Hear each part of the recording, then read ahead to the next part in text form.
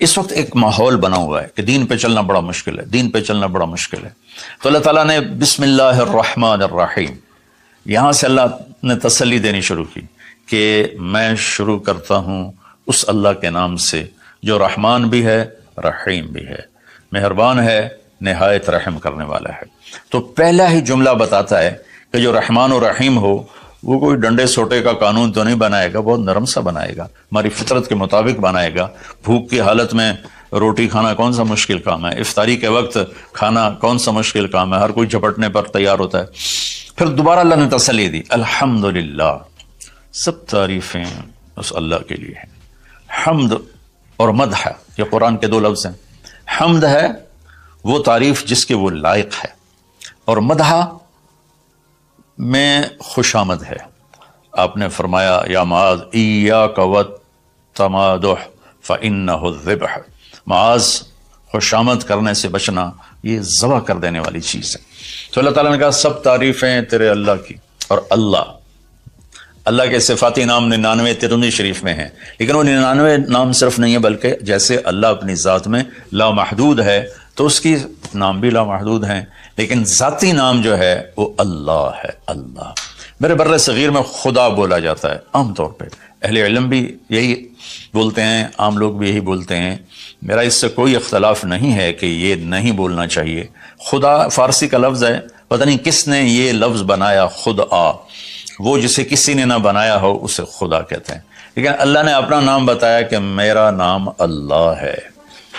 تو ترجمہ لفظوں کا نہیں ہوتا، نام کا ترجمہ نہیں ہوتا، ترجمہ عبارات کا ہوتا ہے۔ میرا نام طارق جمیل ہے، اس کے الفاظ کا مطلب ہے کچھ، لیکن مجھے طارق جمیل کہہ کے پکارا جاتا ہے، اور طارق رات کو آنے والا، اور طارق کھٹکھٹانے والا، میں تو کوئی نہیں کھٹکھٹا رہا، مولانا خوبصورت، جمیل خوبصورت کو کہتے ہیں، نام کا ترجمہ نہیں ہوتا۔ اس لیے بہتر یہ ہے کہ اللہ کو صرف اللہ کے نام سے پکارا جائے، اللہ، سبحان اللہ، زبان ہی میٹھی ہو جاتی، اللہ۔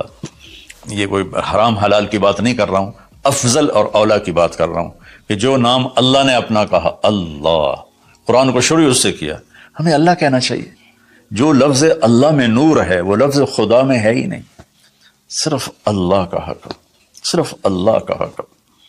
اور اللہ کے نام میں ایک عجیب صفت ہے، کسی بھی نام کا کوئی لفظ حرف نکالو تو مطلب بدل جاتا ہے، جیسے طارق، رات کو آنے والا، طرق، الف نکال دو، طرق، تو طرق کا مطلب ہے زمین پہ قدم مارنا، طریق سے طرق ہے، طریق ہوتا ہے زمین کی وہ جگہ جس پر پاؤں کی دھمک پڑتے پڑتے پڑتے پڑتے راستہ بن جائے، اس لیے اس کو طریق کہتے ہیں۔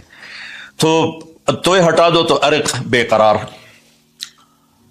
جمیل کا جیم ہٹا دو تو میل بن گیا، میل بن گیا، یہ ہٹا دو تو جمل، اونٹ بن گیا۔ لفظ اللہ کی ایک خصوصیت ہے کہ اس کے ہر حرف کو ہٹا دو تو اشارہ اللہ کی طرف ہی ہوتا ہے، اللہ اللہ ہی ہے۔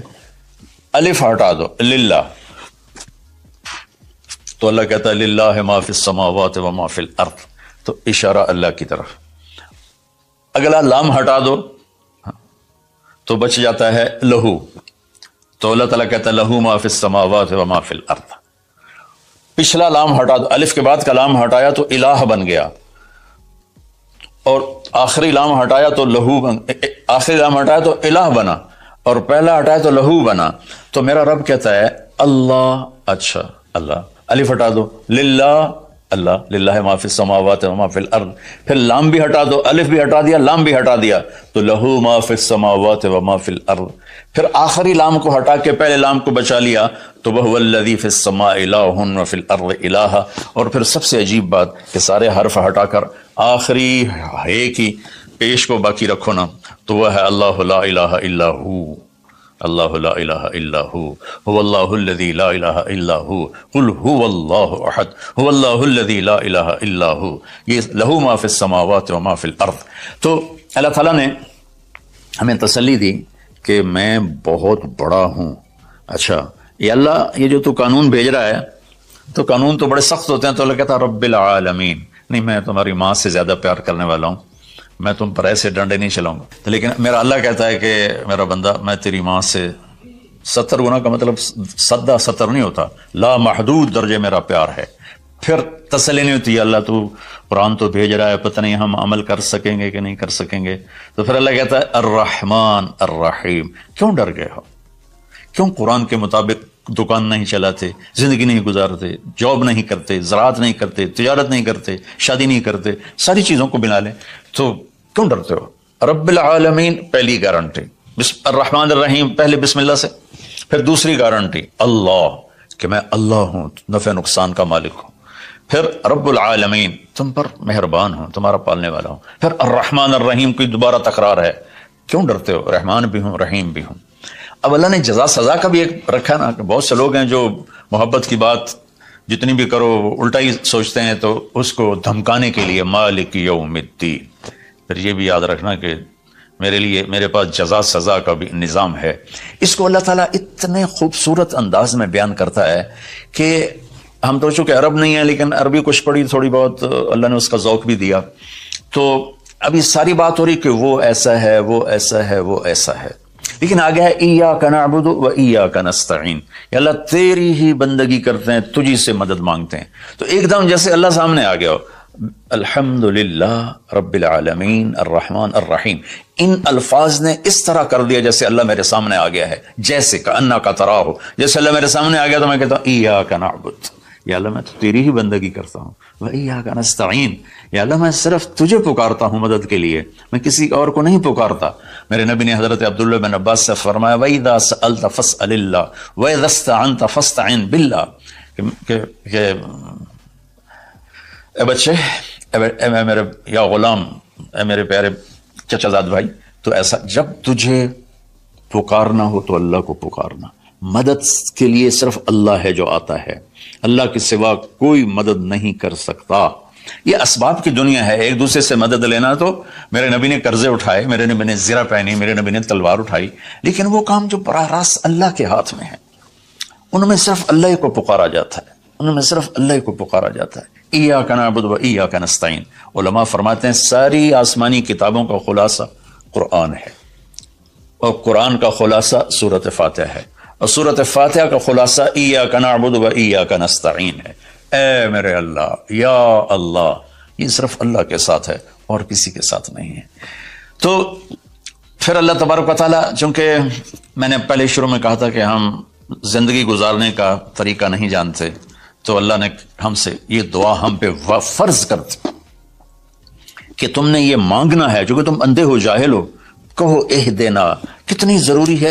اللہ کہتا ہے روٹی مانگو، پانی مانگو، بیوی مانگو، بچے مانگو، جی کپڑے مانگو، زمین مانگو، جائیداد مانگو، صحت مانگو، عزت مانگو، سب کچھ مانگو. لیکن ایک چیز اللہ نے فرض کر دی کہ میرے بندے، اگر تو ہدایت کے بغیر مر گیا تو برباد ہو جائے گا، لہذا تم پہ واجب کرتا ہوں، فرض کرتا ہوں کہ اہدنا الصراط المستقیم. اہدنا پہلے میں بتا چکا ہوں کہ ہدا، یا اللہ وہ چٹان دکھا دے جس کو دیکھ کر میری زندگی کی راہیں صحیح جگہ تک مجھے پہنچائیں. ہدا. عرب اس کو سن کے ہل گئے تھے کہ وہ محاورہ سمجھتے تھے، ہم محاورہ نہیں سمجھتے، لیکن عرب کیوں ہل گئے تھے؟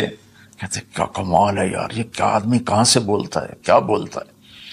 وہ تو ابو جہل سے پوچھا اخنس ابن شریک نے، سچ سچ بتا محمد جھوٹے ہیں کہ سچے ہیں؟ کہنے لگا اللہ کی قسم سچے ہیں، پر نہیں مانوں گا، میں بنو ہاشم سے مقابلہ کروں گا، نہیں مانوں گا، سچے ہیں.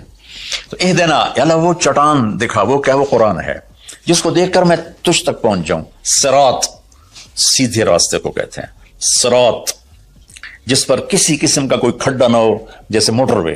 اب موٹر وے بنائے تو ہم لوگ اپنے گاؤں سے، ابھی میں گاؤں سے بات کر رہا ہوں، ملتان کے لیے جانا ہو، لاہور، اسلام آباد، فیصل آباد، موٹر وے سے جاتے ہیں. صراط موٹر وے کو کہتے ہیں. المستقیم جس میں وہ نہ ہو، زیادہ موڑ نہ ہو بلکہ سیدھا ہو. الذین انعمت علیہم. نعام اس بوٹی کو کہتے ہیں جو سردی گرمی میں خشک نہیں ہوتی، سدا بہار سرسبز ہوتی ہے. تو نعمتن، یا اللہ وہ راستہ دے جس میں ہر چیز ملتی ہو، سبزہ بھی ہو، خوشیاں بھی ہوں، اور اس کے راستے میں کوئی سروس اسٹیشن بھی ہو، اور کھانے پینے کا سامان بھی ہو، کوئی بوفے بھی ہو، اور کوئی جو پیٹرول اسٹیشن بھی ہو. آج کی زبان میں کہہ رہا ہوں، یا اللہ وہ راستہ دے جو آباد ہو، جو سرسبز ہو. نعم کے اندر یہ معنی موجود ہے. غیر المغضوب علیہم ولا الضالین. پھر کہا آمین، زور سے کہو آمین. تو میرے رب نے فرمایا کہ یہ مانگو